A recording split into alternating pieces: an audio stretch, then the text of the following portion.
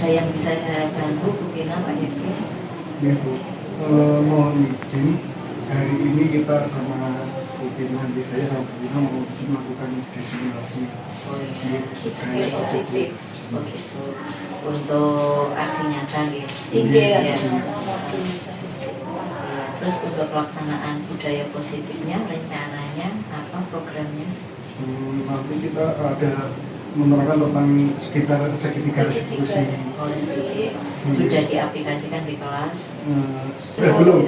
Ya, rencananya apa kegiatannya setelah restitusi untuk penerapan budaya positifnya? Yang di kelas ya. Kalau kita kemarin sudah membuat itu Bu, video tentang restitusi. Gitu ya.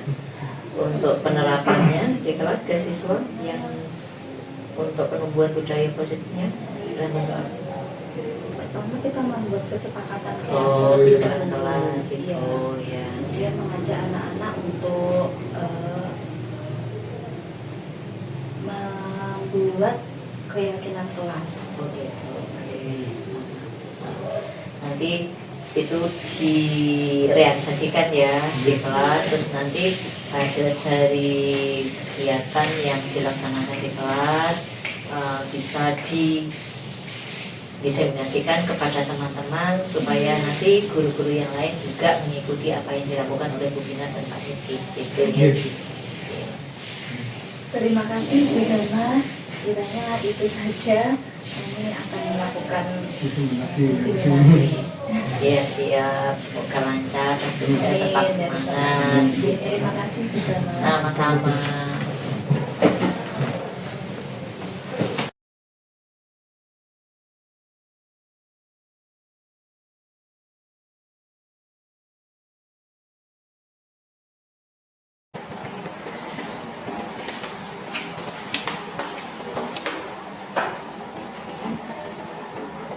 Assalamualaikum warahmatullahi wabarakatuh.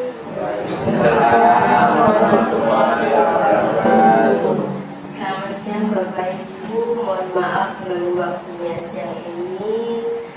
Kali ini pada siang ini kita akan mengikuti kegiatan diseminasi yang akan diselenggarakan oleh Bapak Evi dan juga Bu Gina sebagai salah satu tugas dari program Guru Penggerak Angkatan 11.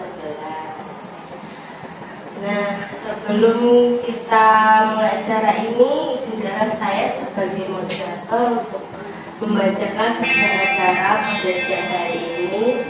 Yang pertama yaitu pembukaan, yang kedua yaitu pemaparan oleh Bapak Evi, kemudian nanti akan dilanjutkan oleh Bu Gina. Dan ketiga, setelah pemaparan ini nanti Bapak Ibu bisa memberikan masukan maupun saran dan juga pertanyaan kepada materi. Dan untuk mempersingkat waktu, marilah kita membaca pada siang hari ini dengan membaca basmalah bersama. Bismillahirrahmanirrahim. Selanjutnya saya persilakan kepada Pak Evi untuk memaparkan materi pada siang hari ini.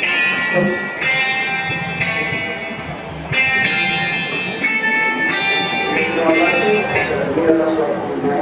Assalamualaikum warahmatullahi wabarakatuh.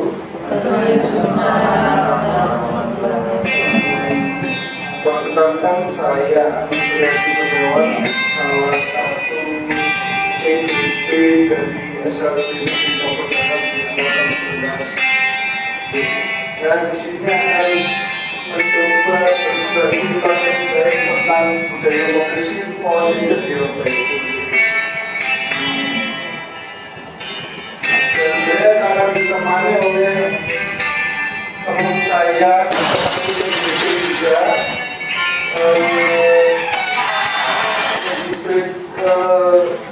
Yahron Afina angkatan 11, tapi kita berbeda kelas.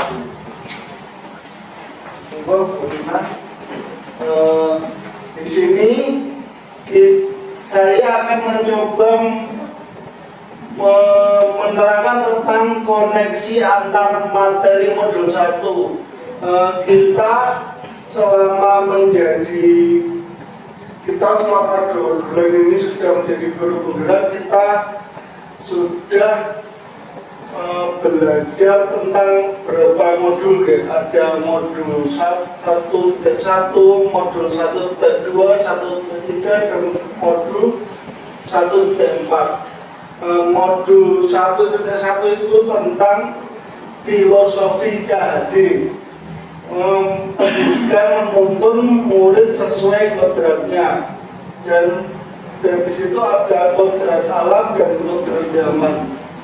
Dan untuk modul 1.2 tentang nilai dan peran guru penggerak.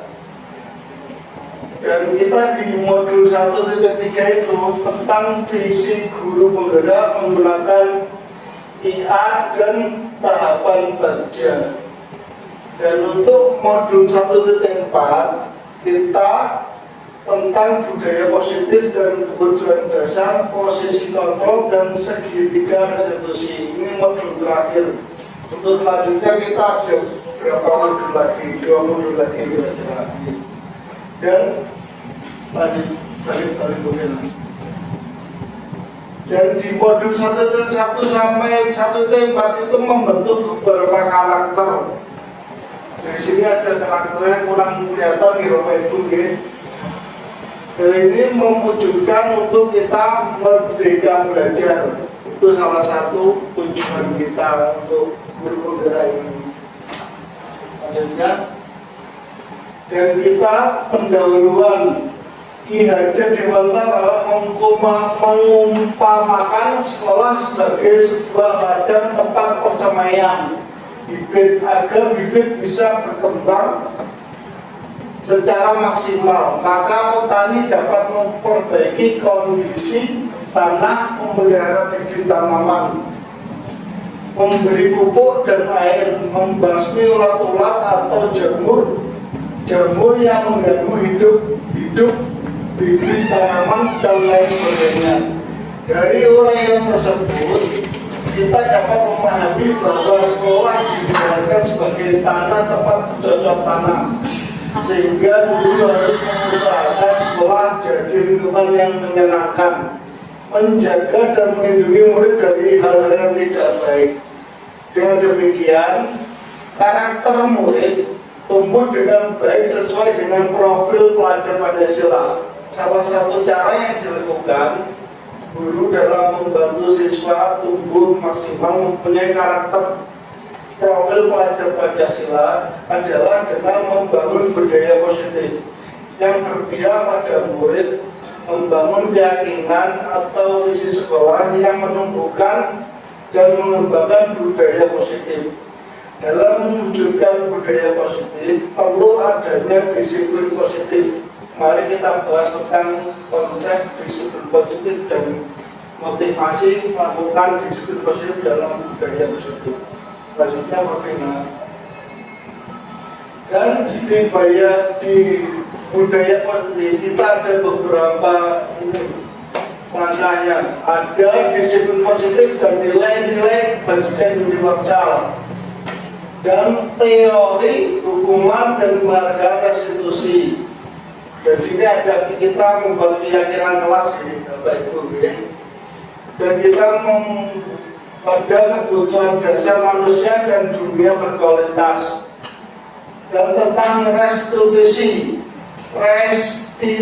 ya. Polima posisi kontrol, nanti kita akan membahas lebih lanjut. Dan restitusi ini ada segitiga restitusi. Selanjutnya bagaimana? Dan kita disiplin dan nilai bajikan universal. Diana Gosen menyatakan bahwa kata disiplin berasal dari bahasa Latin disiplina yang berarti belajar. Kata disiplina juga berasal dari akar kata yang sama, yaitu disiplin atau murid atau pengikut. Diana juga menyatakan bahwa disiplin juga berkonotasi dengan disiplin diri siswa. Disiplin diri dapat membuat seseorang menggali semua potensi dirinya untuk mencapai satu tujuan, sesuatu yang dihargai dan bermakna. Selanjutnya, nah ini adalah 3 motivasi perilaku manusia. Di sini ada 3 ya. Untuk menghindari kenyamanan hukuman, ketidaknyamanan hukuman, dan selanjutnya untuk mendapatkan imbalan atau penghargaan dari orang. Terus selanjutnya, untuk menjadi orang yang mereka inginkan dan menghargai diri sendiri dengan nilai-nilai yang mereka percayai. Ini nomor satu nih, untuk menghindari ketidaknyamanan atau hukuman. Ini adalah tingkat terendah dari motivasi perilaku manusia. Biasanya orang-orang yang motivasi perilakunya untuk menghindari hukuman atau tidak nyaman akan bertanya, apa yang akan terjadi jika saya tidak melakukannya? Dari pertanyaan itu sebenarnya mereka sedang menghindari permasalahan yang mungkin terjadi dan berpengaruh pada fisik, psikologis maupun tidak terpenuhinya kebutuhan mereka jika tidak melakukan tindakan tersebut. Next, nomor 2, untuk mendapatkan imbalan atau penghargaan orang lain. Satu tingkat di atas motivasi yang pertama, di sini orang yang berperilaku untuk mendapatkan imbalan dari orang lain. Orang dengan motivasi ini akan bertanya, apa yang saya dapatkan jika saya melakukannya? Mereka melakukan sebuah tindakan untuk mendapat pujian dari orang lain yang dianggap penting. Mereka melakukan sesuatu untuk mendapat pengakuan, hadiah, dan imbalan. Artinya benar. Untuk menjadi orang mereka inginkan dan menghargai diri sendiri dengan nilai-nilai yang mereka percaya. Orang dengan motivasi ini akan bertanya, akan menjadi apa saya jika melakukannya? Mereka melakukan sesuatu karena nilai-nilai yang mereka yakini dan hargai. Mereka melakukannya karena ingin menjadi orang yang melakukan nilai-nilai yang mereka yakini. Ini adalah motivasi yang membuat seseorang memiliki disiplin positif karena motivasi kegiatannya bersifat internal bukan eksternal. Next, jadi ini adalah keyakinan kelas. Di sini mengapa keyakinan kelas, mengapa tidak peraturan kelas gitu, mengapa kita memiliki peraturan menggunakan helm saat berkendara sepeda motor? Kemungkinan jawabannya adalah untuk keselamatan. Mengapa kita memiliki peraturan penggunaan masker dan cuci tangan sebelum dan sesudah beraktivitas? Kemungkinan jawabannya adalah untuk kesehatan dan keselamatan. Ini jawabannya. Mengapa untuk keyakinan kelas? Juga nilai keselamatan dan kesehatan, nilai yang disebut sebuah keyakinan, yaitu nilai kebajikan atau prinsip-prinsip universal yang telah disepakati bersama. Menurut Gosen 1998, suatu keyakinan akan lebih memotivasi dari dalam. Seseorang lebih tergerak dan bersemangat dalam menjalankan keyakinannya daripada ikuti serangkaian peraturan. Mereka pun demikian, mereka perlu mendengarkan dan mendalami suatu keyakinan daripada hanya mendengar peraturan yang mengharuskan mereka berlaku seperti ini dan itu. Maksudnya, ini adalah sebagai pendidik, tujuan kita adalah menciptakan murid-murid yang memiliki disiplin diri sehingga mereka bisa berperilaku sesuai dengan nilai kebajikan universal dan memiliki motivasi linguistik. Demikianlah profil pelajar Pancasila ya. Ini ada beriman, bertawat pada Tuhan Yang Maha Esa dan berakal mulia, berkebinekaan global di sini, bergotong royong, kreatif, bernalar dan mandiri. Di sini adalah contoh fotonya ini tuh.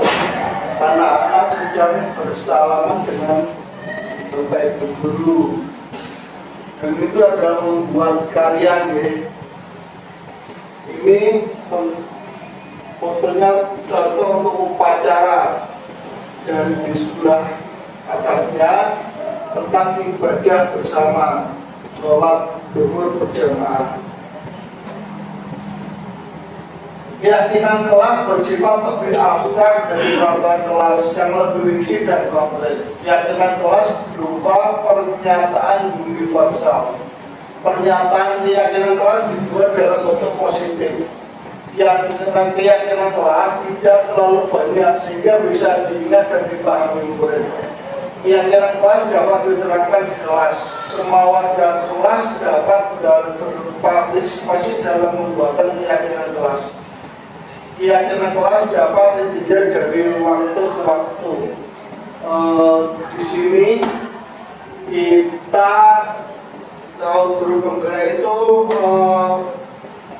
untuk tata tertib tidak diperbolehkan untuk tata tertib ya mulai guru. Yang diperbolehkan adalah keyakinan kelas. Dan untuk slide selanjutnya bisa diterangkan oleh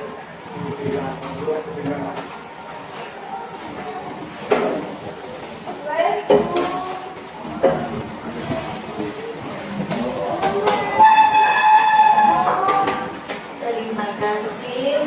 Mohon izin Bapak Ibu untuk menerangkan tentang keyakinan kelas.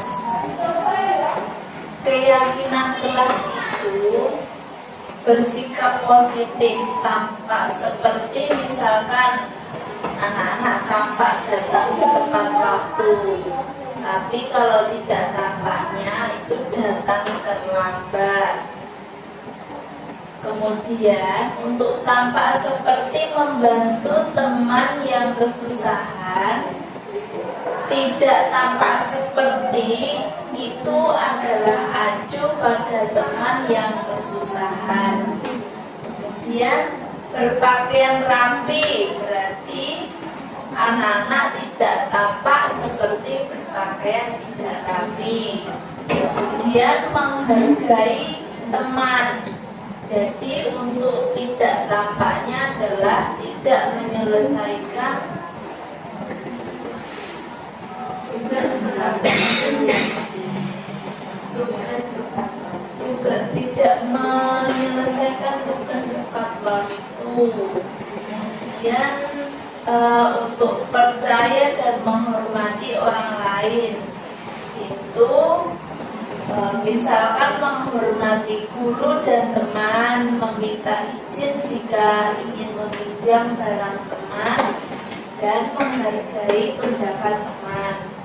Untuk kejadian tidak tampaknya adalah tidak menghormati guru dan teman, tidak meminta izin jika ingin meminjam barang teman, dan tidak menghargai pendapat teman. Kemudian untuk terlihat, terdengar, dan berperilaku.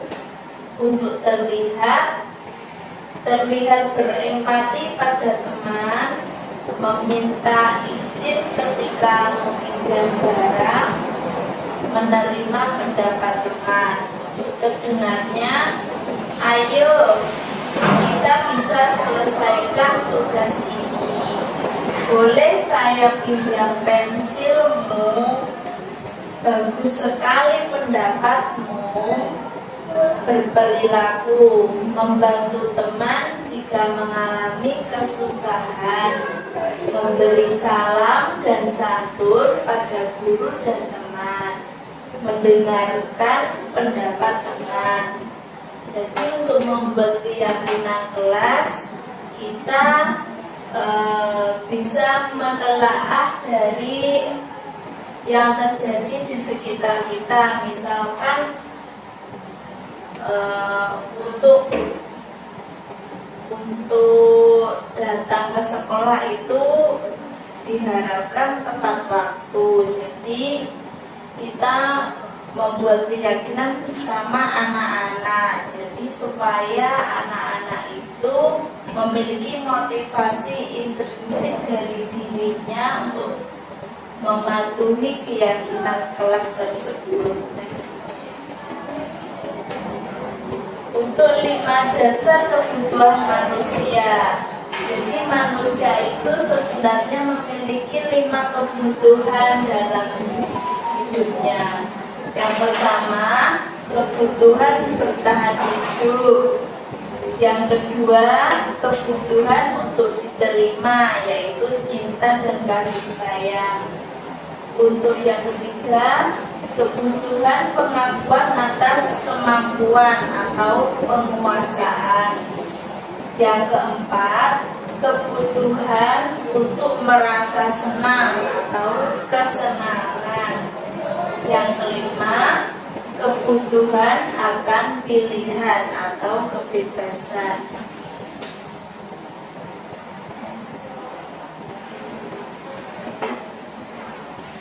Kemudian 5 posisi kontrol dari guru.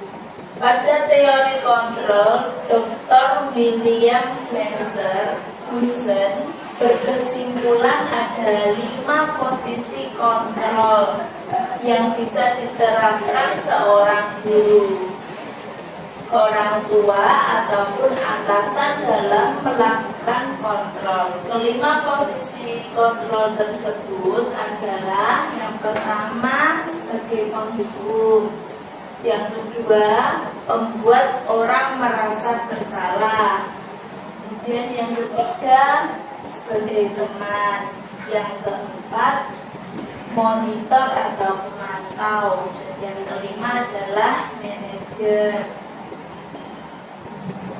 Untuk tipe penghukum, yaitu seorang penghukum bisa menggunakan hukuman fisik atau verbal. Mereka yang menggunakan posisi kontrol sebagai penghukum memiliki prinsip sekolah memerlukan sistem atau alat yang dapat menekan murid. Guru akan berkata, patuhi aturan saya, kamu selalu salah. Jadi misalkan siswa memiliki kesalahan, misalkan terlambat, jadi langsung diberikan hukuman push up 50 kali, atau dihukum membersihkan satu sekolahan sendirian. Ya, itu contoh sebagai tipe penghukum.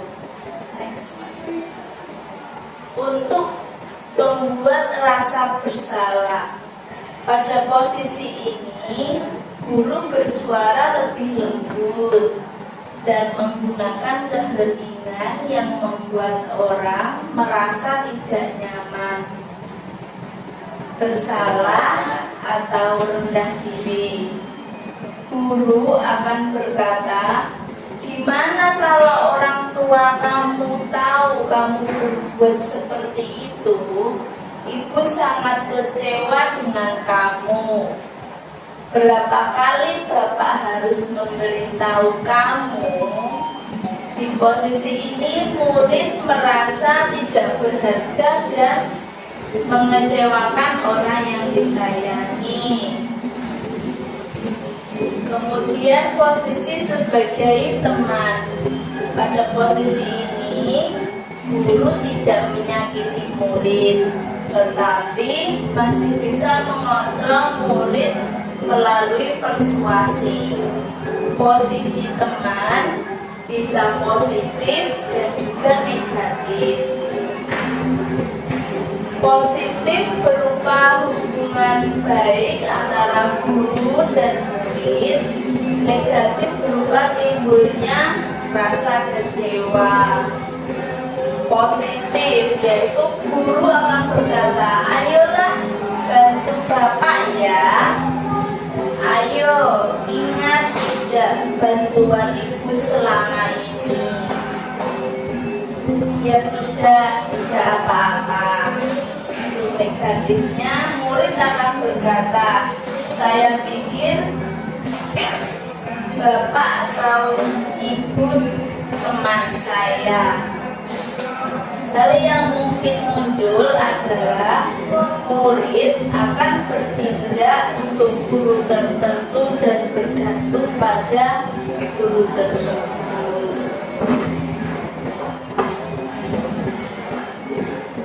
Untuk posisi monitor atau pemantau, pada posisi ini guru menggunakan sanksi dan konsekuensi yang dapat memisahkan hubungan pribadi dengan murid.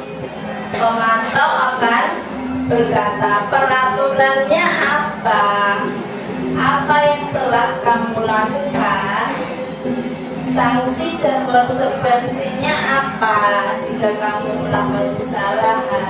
Seorang pemantau mengandalkan perhitungan, catatan, dan data yang digunakan sebagai bukti perilaku seseorang. Posisi pemantau berawal dari teori stimulus respon yang menunjukkan tanggung jawab guru mengontrol murid. Untuk posisi manajer, pada posisi ini guru berbuat sesuatu bersama murid, mempersilahkan murid mempertanggungjawabkan perilakunya, kemudian mendukung murid agar menemukan solusi atas permasalahannya sendiri. Seorang manajer memiliki keterampilan di posisi teman maupun pemantau. Bisa jadi akan kembali pada kedua posisi tersebut jika diperlukan. Kemudian restitusi. Apa itu restitusi? Menurut Guston, restitusi merupakan proses menciptakan posisi bagi siswa untuk memperbaiki kesalahan mereka, sehingga mereka bisa kembali pada kelompoknya dengan karakter yang lebih kuat. Restitusi dapat membantu siswa menjadi lebih memiliki tujuan, disiplin positif, dan memulihkan dirinya ketika berbuat kesalahan. Restitusi menguntungkan korban dan si pembuat salah atau win-win solution. Ciri-ciri restitusi. Yang pertama, restitusi bukan menebus kesalahan, tetapi untuk belajar dari kesalahan. Yang kedua, restitusi memperbaiki hubungan. Yang ketiga, restitusi adalah tawaran, bukan paksaan. Yang keempat, restitusi menuntun untuk melihat ke dalam diri. Kemudian yang kelima, restitusi mencari kebutuhan dasar yang mendasari tindakan. Yang keenam, restitusi diri adalah cara yang terbaik. Yang ketujuh, restitusi fokus pada karakter, bukan tindakan. 8, restitusi itu menguatkan. Dan yang terakhir, restitusi mengembalikan siswa yang berbuat salah kepada kelompoknya. Untuk tahapan segitiga restitusi, yang pertama adalah menstabilkan identitas. Yang kedua, validasi tindakan yang salah. Dan yang ketiga, menanyakan keyakinan. Untuk menstabilkan identitas, kata-katanya seperti ini: setiap orang pasti pernah melakukan kesalahan. Misalkan siswa kita terlambat karena sering main HP. Jadi ditanya,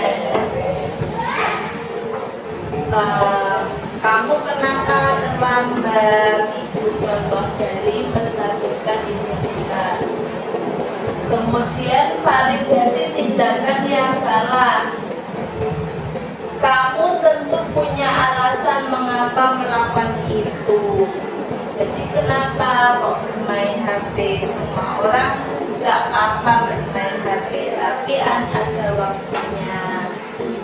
Dan menanyakan keyakinan, nilai-nilai apa yang telah kita sepakati. Sebelumnya kita sudah membuat keyakinan kelas bersama murid kalau kita itu harus datang ke sekolah tepat waktu. Jadi ketika anak terlambat,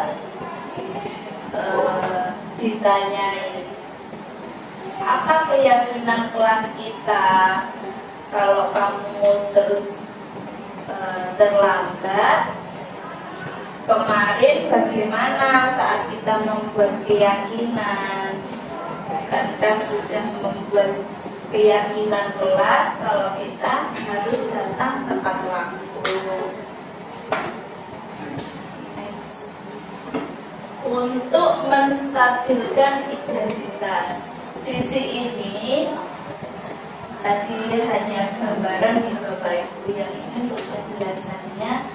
Menstabilkan identitas, sisi ini merupakan bagian dasar dari segitiga yang bertujuan untuk mengubah identitas anak dari yang gagal karena melakukan kesalahan menjadi orang yang sukses. Contoh kalimat yang dapat digunakan kepada anak yaitu, berbuat salah itu tidak apa-apa. Tidak ada manusia yang sempurna. Seperti yang kita tahu, guru juga pasti banyak salahnya. Kita bisa menyelesaikannya. Bapak tidak tertarik untuk mencari siapa yang salah, tapi Bapak ingin mencari solusi dari permasalahan.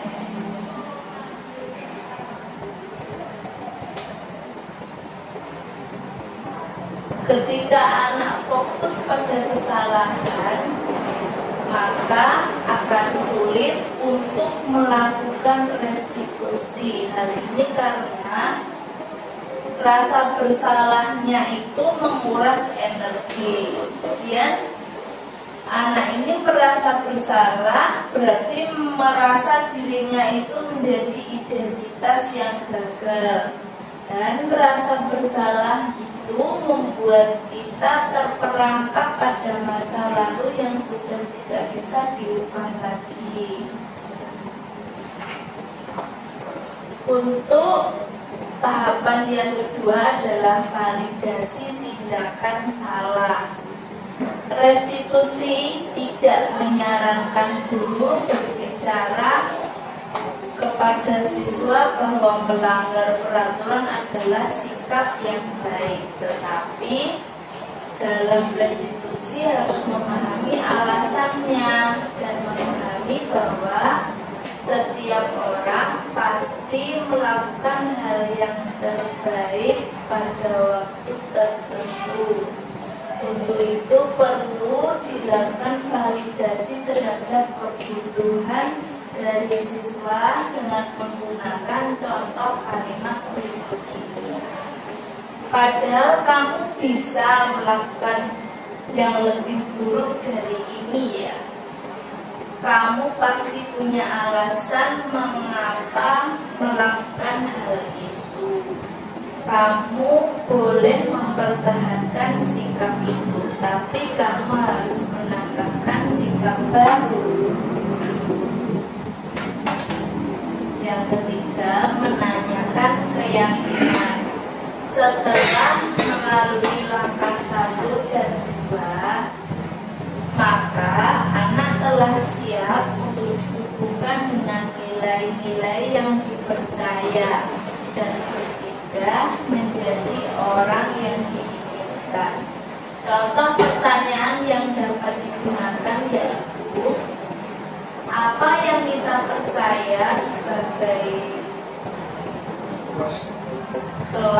atau keluarga, apa nilai-nilai umum yang kita telah sepakati, kamu mau jadi orang yang seperti apa? Terima kasih Bapak Ibu, itu dia sedikit pemaparan dari saya dan juga Pak Abi. Untuk selanjutnya saya dari Terima kasih disampaikan kepada Pak RT juga tentunya. Selanjutnya Bapak Ibu, saya persilakan untuk Bapak Ibu menyampaikan masukan, saran atau pertanyaan. Saran dulu, saran pertanyaannya bagaimana? saran ya. Iya. Saran mungkin ini kan powerpointnya sudah bagus ya, tapi alangkah baiknya itu untuk penulisannya diperhatikan lagi, kan ada beberapa yang itu gitu. Gimana terus saran selanjutnya? Oh, oke. Saya hanya mengomentari atau saran apabila untuk penyampaian lebih baiknya itu fokus ke penonton atau audiens, jadi tidak selalu melihat ke layar, itu saja. Terima kasih atas masukan yang bisa menambahkan dari Pak Tommy. Kalau bisa diberi contoh amalannya dalam apa ya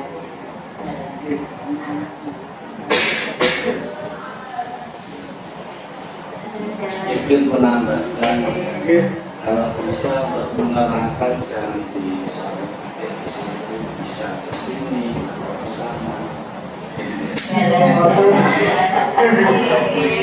Iya Pak, terus Pak. Mengalami penuh berlalu budayanya. Terima kasih atas masukannya. Kita mungkin ada pertanyaan sekarang. Saya dulu tanya, itu kok ada keyakinan kelas? Itu apa bedanya dengan kesepakatan kelas? Saya mau siap langsung atau kita siap langsung. Oke, monggo. Ya, mau jawab. Saya mau izin untuk menjawab. Kalau untuk menuju keyakinan kelas kan membuat kesepakatan kelas terlebih dahulu. Jadi anak-anak diajak untuk membuat peraturan kelasku, tapi buatnya bersama-sama dengan gurunya.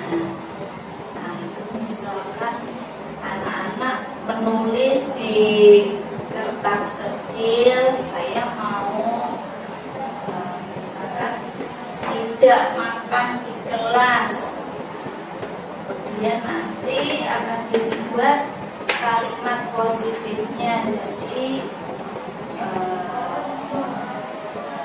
mengikuti pembelajaran dengan baik. Nanti kalau sudah dibuat kalimat positif itu disepakati bersama.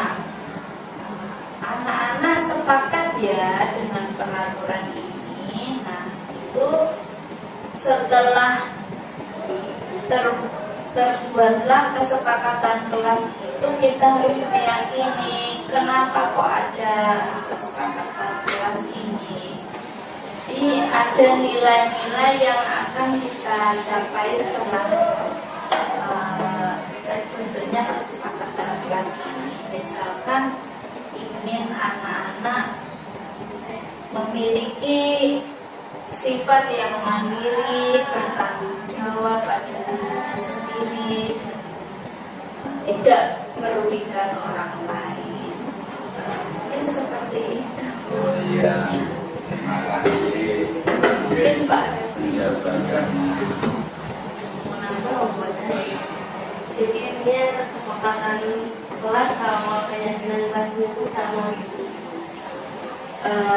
Mungkin lebih jika keyakinan kelas itu lebih dengan saya goalnya Ya, ya nggak usah makanan ya. Apa nilainya sudah kita sepakati dan kemudian diyakini.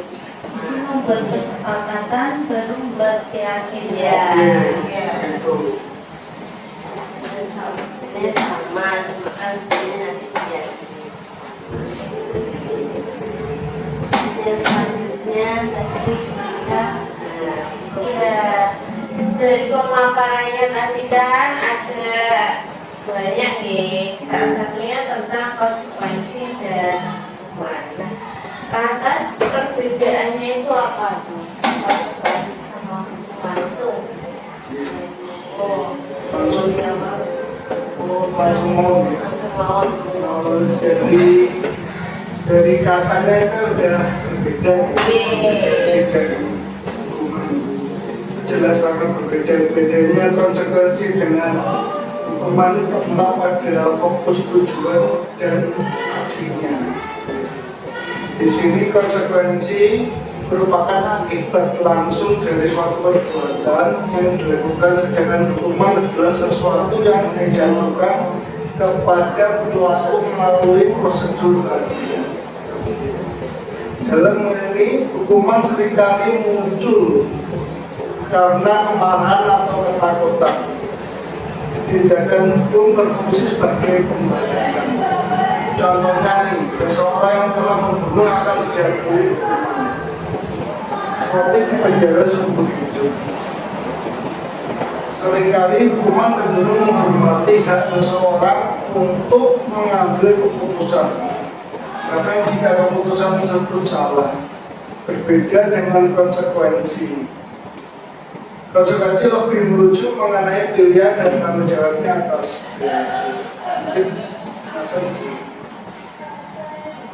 jadi kalau hukuman tadi apa istilahnya karena untuk hak nah dalam konsekuensi itu yang karena kita melakukan kita mendapatkan.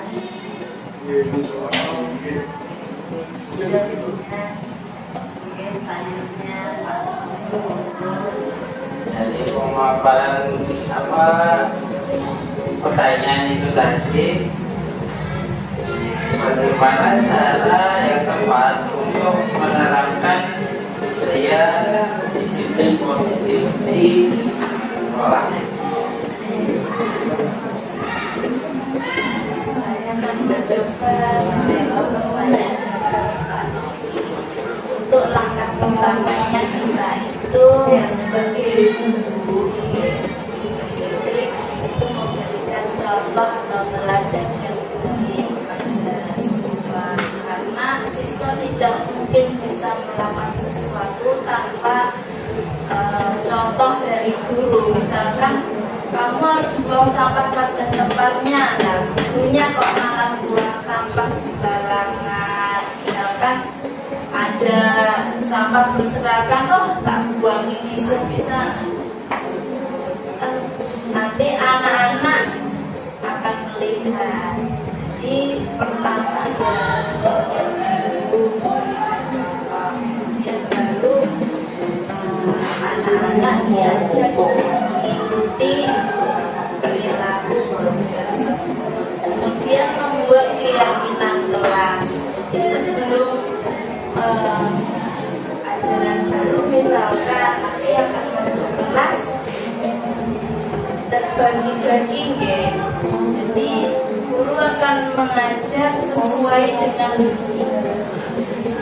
SK bagian mengajar. Jadi anak-anak akan kita ajak untuk membuat keyakinan kelas. Kemudian konsisten. Jadi untuk mewujudkan budaya yang positif kita harus konsisten. Misalkan disuruh tepat waktu, nggak cuma hari ini saja tepat waktu. Jadi untuk selanjutnya terus dibiasakan tepat waktu dalam baik guru maupun siswa dalam masuk kelas. Kemudian tegas itu bukan berarti galak atau marah-marah, tetapi bila anak-anak masih melakukan kesalahannya, mungkin kita bisa memberikan konsekuensi. Kemudian bekerja sama dengan orang tua untuk membentuk disiplin yang positif itu tidak bisa kita hanya pasrah kepada guru. Jadi sebaiknya kolaborasi dengan orang tua. Jadi kalau mengajarkan disiplin itu tidak hanya di sekolah saja, namun sebaiknya orang tua di rumah itu juga membiasakan anaknya. Mungkin sulit, tapi insya Allah lambat laun pasti ada perkembangan. Terima kasih.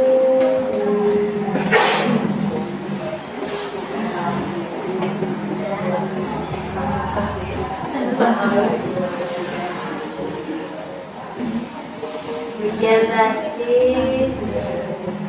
diseminasi yang telah dilakukan.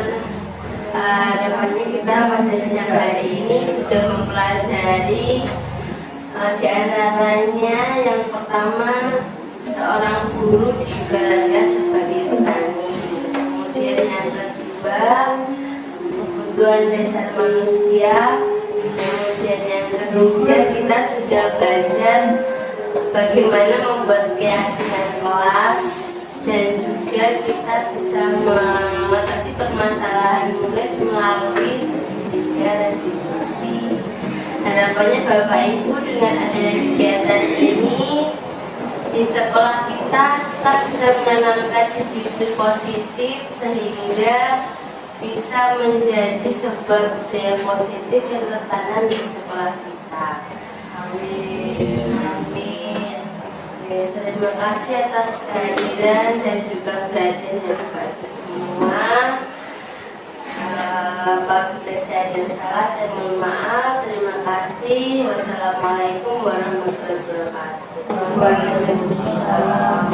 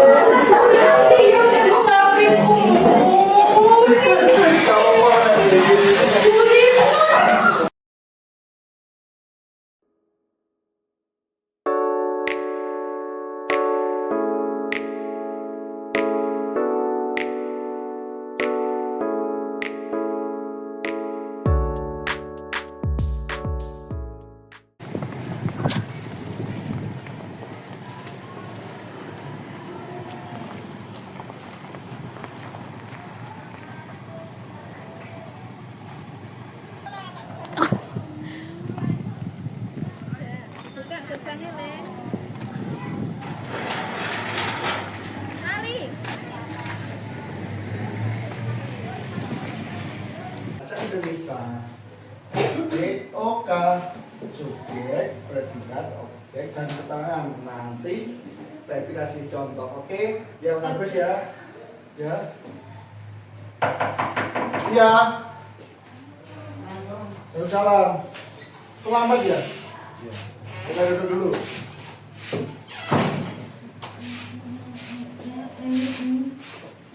Coba tasnya taruh dulu tasnya. Tasnya ditaruh.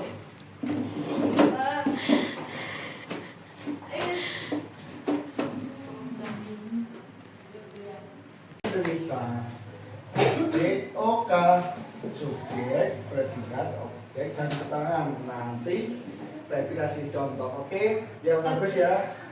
Ya. Iya. Salam. Selamat ya. Kita duduk dulu.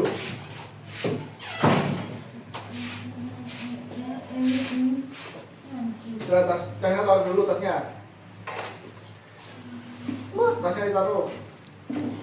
Ya, Akbar. Kamu tahu nggak bapak panggil apa? Kamu bapak panggil ke sini ada apa? Kenapa? Ya, kenapa? Coba. Karena apa? Terlam? Iya. Kenapa kamu kok bisa terlam? Ya. Kenapa? Ayo dijawab, Akbar. Kenapa? Karena kamu kesiangan atau? Kenapa, Akbar? Kamu kesiangan atau bantu ibu atau kenapa? Masa bantu ibu? Kamu kesiangan? Iya. Kenapa kok bisa bangun kesiangan, Bapak? Tidur malam? Iya. Tidur jam berapa? Jam berapa tidurmu? Jam 11 atau jam 12? Jam 11. Apa main HP kamu? Iya, main HP. Main HP terus? Iya. Nggak boleh ketawa-tawa ya. Serius ini Pepi ngomongnya ya. Ya, lain kali kamu nggak boleh begitu. Ya. Ini kamu sudah ini kan kemarin Pak, itu kan sudah membuat keyakinan kelas itu. Di situ tuh ada datang tepat waktu. Kamu ini datang jam 7:30. Ya, nggak boleh. Besok nggak boleh gitu lagi ya. Harus datang tepat waktu sebelum jam 7 harus sudah sampai sini. Ngerti? Ngerti? Hebat? Tahu nggak? Oh, udah balik situ.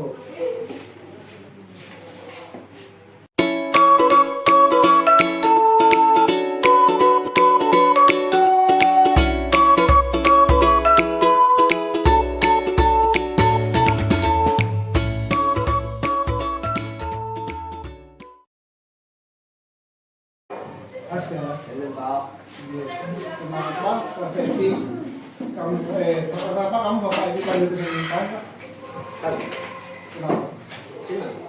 Kok senang? Kamu tadi tahu nggak kamu ngelakuin apa ke Andri? Marah? Kenapa kok marah? Bosan? Oh bosan. Ya, nggak boleh begitu lah. Ya, kamu tidak boleh iseng ke temannya. Ya, itu kamu sudah melanggar keyakinan kelas kita. Dan salah satu ini keyakinan kelas. Ya, ini tidak boleh mengganggu teman dan saling menghormati. Ini, ya, tidak boleh ya. Tindakanmu ini benar atau salah? Salah? Iya. Kamu tahu kan ini salah? Iya. Besok itu tidak boleh diulangi. Ya. Ya. Sekarang kamu minta maaf sama Andri. Minta maaf. Ayo ke sana, minta maaf. Malu? Coba diantar ayo. Ya.